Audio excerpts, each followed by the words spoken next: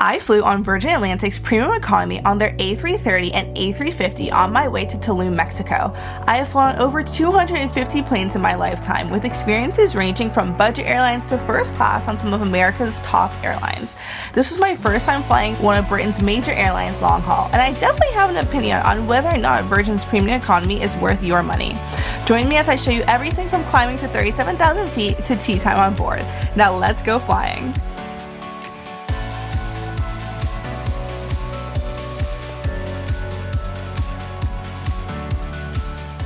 On my way to Mexico via Atlanta, I flew on Virgin's A350. On the way back, I flew on their A330 via JFK.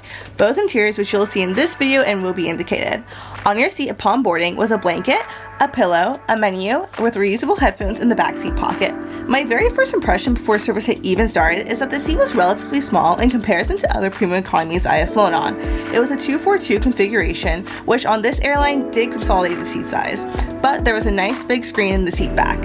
I pre-ordered my meal via an email I received from Virgin a week ago. I chose the sausage and I was very eager to try it. Before taking off, the crew came around offering a welcome drink between water, orange juice, or champagne. Pretty standard. I opted out. The flight time for this flight was 8 hours and 45 minutes, meaning that we get served 2 meals, one an hour after takeoff and a light meal 2 hours before landing.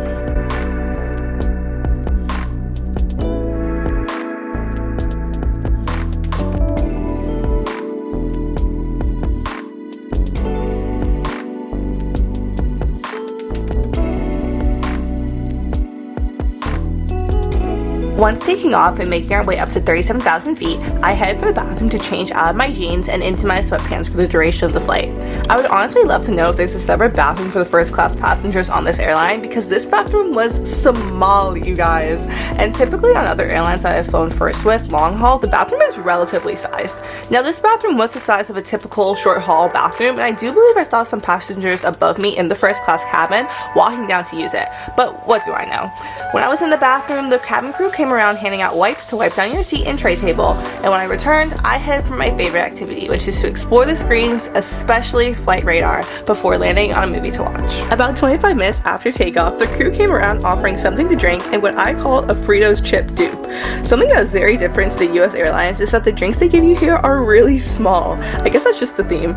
But shortly after, they came around with our main meals. The sausage came with a caprese salad, bread, lemon cake, fruit and cheese, mashed potatoes, and carrots.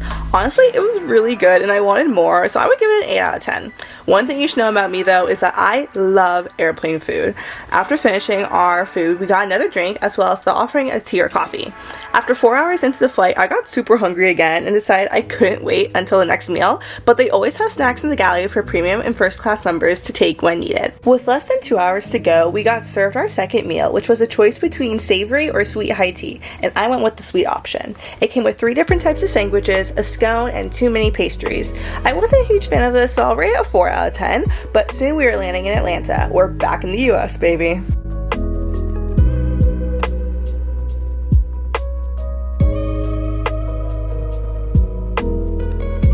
The person sitting next to me was already in their seat by the time I got on board, so I wasn't able to show you the seat upon boarding, but I tried to capture a better understanding of what the seats look like on the way back out.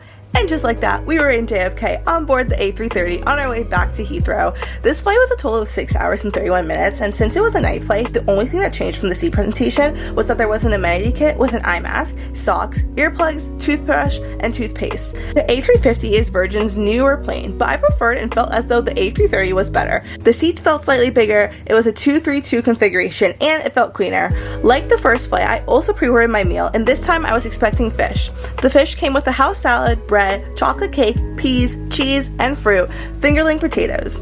The service and the layout of this flight was nearly identical to the first, except the second meal on board was a breakfast. And before I knew it, we were descending back into cloudy London. So until the next time, I'm at 37,000 feet.